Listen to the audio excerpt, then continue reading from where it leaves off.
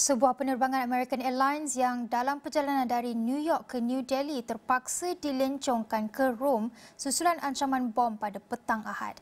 Penerbangan 292 berpatah balik menuju ke lapangan terbang Fiumicino ketika berada di ruang udara Laut Caspian sambil diiringi dua pesawat Eurofighter tentera udara Itali bagi memastikan pendaratan selamat.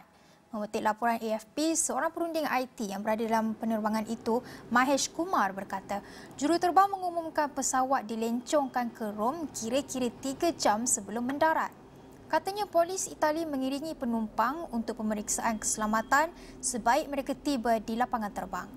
Menurut laman penjejak penerbangan FlightAware, pesawat itu berlepas dari lapangan terbang antarabangsa John F. Kennedy pada Sabtu pukul 8.11 malam waktu tempatan. Rekod penerbangan menunjukkan pesawat itu membuat lencongan ketika berada di ruang udara Laut Caspian. Seorang pegawai American Airlines berkata pesawat itu mendarat di Rom berdasarkan keperluan protokol India. Operasi di lapangan terbang Rom bagaimanapun tidak terjejas akibat situasi itu. Pentadbiran penerbangan Persekutuan Amerika Syarikat mengesahkan pesawat itu mendarat dengan selamat.